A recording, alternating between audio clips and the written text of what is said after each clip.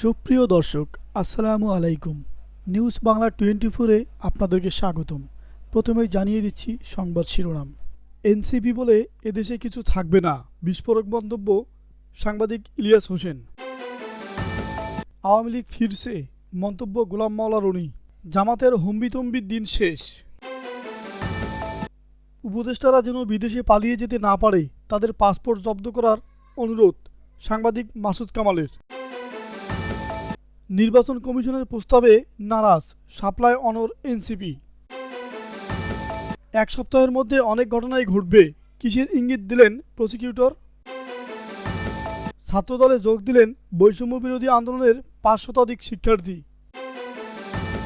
বিএনপির মিছিলে হামলা ও ককটেল বিস্ফোরণ, আওয়ামী লীগের 3 নেতা গ্রেপ্তার।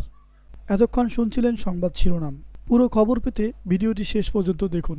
সর্বশেষ খবর পেতে চ্যানেলটি সাবস্ক্রাইব করুন। এবার বিস্তারিত।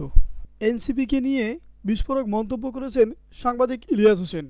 তিনি মন্তব্য করেছেন, এনসিপি বলে এদেশে কিছু থাকবেন না, সর্বোচ্চ বিকাশ পার্টির মতো কিছু একটা হতে পারবেন। জামাত বিএনপির বাইরে 10-15 বছর পরে আওয়ামী লীগ আসতে পারে, তবে এনসিপি না। ভবিষ্যতে এনসিপির অবস্থা খুব করুণ হবে, এটা আপনারা লিখে রাখতে পারেন। আমি ইলিয়াস হোসেন বলে গেলাম। আওয়ামী লীগের বড় বড় নেতারা ফেসবুকে অ্যাক্টিভ হয়ে গেছেন। 8-9 মাস আগে তাদের কোনো অস্তিত্ব ছিল না।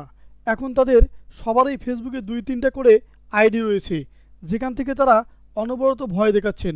আমরা আসছি, খুব শিগগির ফিরছি, দেখা হবে, আপা আসছেন খুব শিগগির, কয়েক সপ্তাহের মধ্যে আপা আসবেন, এরকম প্রচারণা চলছে। তবে কি সত্যি আওয়ামী লীগ দেশে আসছেন? 1 বছর ধরে জামাতের যে হম্বিতম্বি, তা দেখে মনে হচ্ছে বাংলাদেশে একটা ইসলামী বিপ্লব হয়ে গেছে। এখন তারা সিদ্ধান্ত নিতে পারছে না যে এই ইসলামী বিপ্লবটা কি ইরানি কায়দায় হবে, নাকি আফগানিস্তানি রাষ্ট্র ব্যবস্থায়, নাকি সৌদি আরবের মতো, নাকি একটা শরিয়া আইনে পরিচালিত করবেন। এটি নিয়ে জামাতে ইসলামের মধ্যে বড় দ্বিধাদ্বন্দ্ব তৈরি হয়েছে। সামনে আসলে তারা কি করতে চাচ্ছেন, নাকি আওয়ামী লীগ ফিরে এসে তাদের মধ্যে একটা অন্যরকম চিন্তার আভাস দেখা যাচ্ছে।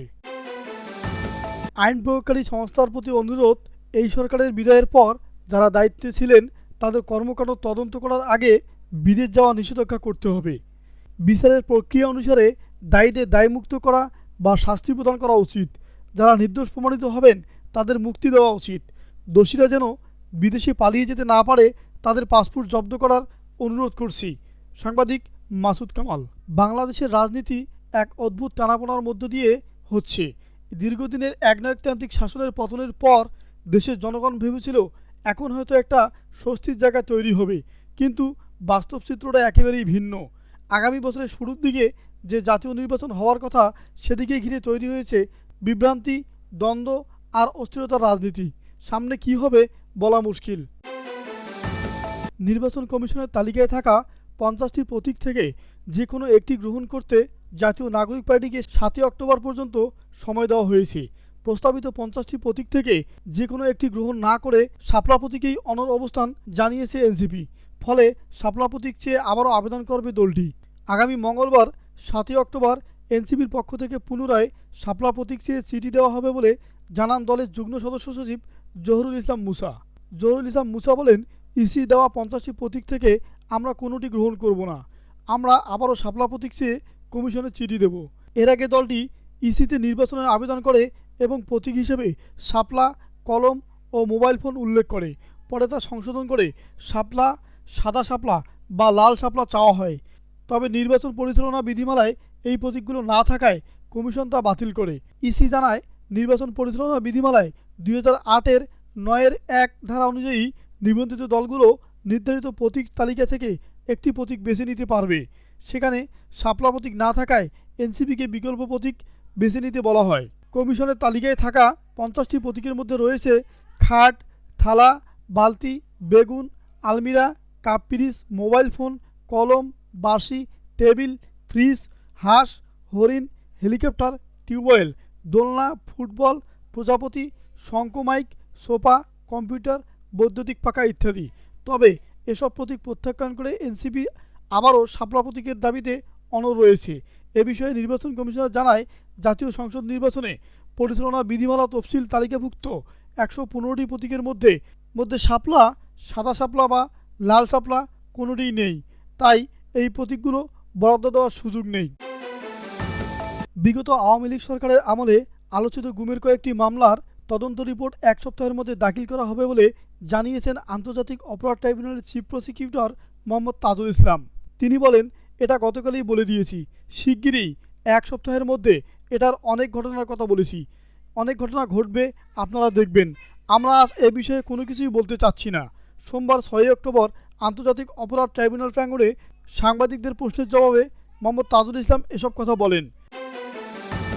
জাতীয়তাবাদী ছাত্রদলে যোগদান করেছেন লালমনিরহাটের হাতীবান্ধায় বৈষম্যবিরোধী ছাত্র আন্দোলনে অংশ নেয়া 5 শতাধিক সাধারণ শিক্ষার্থী। সোমবার দুপুরে হাতীবান্ধা উপজেলা ছাত্রদলের আয়োজনে উপজেলার অডিটোরিয়াম হলরুমে এ উপলক্ষে এক যোগদান অনুষ্ঠানের আয়োজন করা হয়। যোগদান অনুষ্ঠানে প্রধান অতিথি হিসেবে উপস্থিত ছিলেন বিএনপির জাতীয় নির্বাহী কমিটির সদস্য ব্যারিস্টার হাসান রাজীব প্রধান। এ সময় আরও উপস্থিত ছিলেন হাতীবান্ধা উপজেলা বিএনপির আহ্বায়ক মোশাররফ হোসেন, সদস্য সচিব আফজাল হোসেন মিয়া, সিনিয়র যুগ্ম আহ্বায়ক রফিকুল ইসলাম, হাতীবান্ধা উপজেলা ছাত্রদলের আহ্বায়ক রুবেল ইসলাম, সদস্য সচিব আবদুল্লাহ আল নোমান সহ আরও অনেকে। এ সময় বৈষম্যবিরোধী ছাত্র আন্দোলনে অংশ নেওয়া 5 শতাধিক সাধারণ শিক্ষার্থী ছাত্রদলে যোগদান করেন। তাদের ফুল দিয়ে বরণ করে নেন বিএনপির নেতৃবৃন্দরা। এ সময় ব্যারিস্টার হাসান রাজীব প্রধান বলেন, আজকের শিক্ষার্থীরাই আগামী দিনে রাষ্ট্র পরিচালনার মূল চালিকা শক্তি। বৈষম্যহীন, সুশিক্ষিত ও ন্যায়ভিত্তিক সমাজ গড়তে ছাত্র সমাজের ভূমিকা অপরিসীম। তোমাদের এই যোগদানই প্রমাণ করে তরুণ প্রজন্ম গণতন্ত্র ও ন্যায়ভিত্তিক আন্দোলনের সামিল হতে প্রস্তুত। বরগুনার আমতলীতে বিএনপির মিছিলে হামলা ও ককটেল বিস্ফোরণের অভিযোগ করা মামলায় আওয়ামী লীগের 3 নেতাকে গ্রেপ্তার করেছে পুলিশ। রবিবার রাতে অভিযান চালিয়ে নিজ নিজ বাড়ি থেকে তাদের গ্রেপ্তার করা হয়। সোমবার দুপুরে আদালতের মাধ্যমে তাদের হাজতে পাঠানো হয়েছে। গ্রেপ্তারকৃতরা হলেন উপজেলা শ্রমিক লীগের সভাপতি ও হলদিয়া ইউনিয়ন পরিষদের চেয়ারম্যান আসাদুজ্জামান মিন্টু, আঙ্গারপাশিয়া ইউনিয়ন আওয়ামী লীগের সাবেক সভাপতি মোহাম্মদ হুমায়ুন কবির এবং আমতলী পৌর যুবলীগের সাধারণ সম্পাদক অমিত রসুল ওপি। পুলিশ জানায়, গত বছর বিএনপির মিছিলে ককটেল বিস্ফোরণের ঘটনায় গতকাল 5 অক্টোবর আমতলী সরকারি কলেজ শাখা ছাত্রদলের সাধারণ সম্পাদক রাহাত পেদা বাদী হয়ে 65 জনের নাম উল্লেখ করে বিস্ফোরক দ্রব্য ও বিশেষ ক্ষমতা আইনে আমতলী থানায় একটি মামলা করেন। ওই রাতে অভিযান চালিয়ে মামলায় 3 আসামিকে গ্রেপ্তার করা হয়। ঘটনার সত্যতা নিশ্চিত করে আমতলী থানার ভারপ্রাপ্ত কর্মকর্তা ওসি দেওয়ান জগলুল হোসেন বলেন, বিস্ফোরক ও বিশেষ ক্ষমতা আইনে করা মামলায় আওয়ামী লীগের 3 নেতাকে গ্রেপ্তার করে আদালতের মাধ্যমে জেল হাজতে পাঠানো হয়েছে। আওয়ামী লীগের বড় বড় নেতারা ফেসবুকে অ্যাক্টিভ হয়ে গেছেন।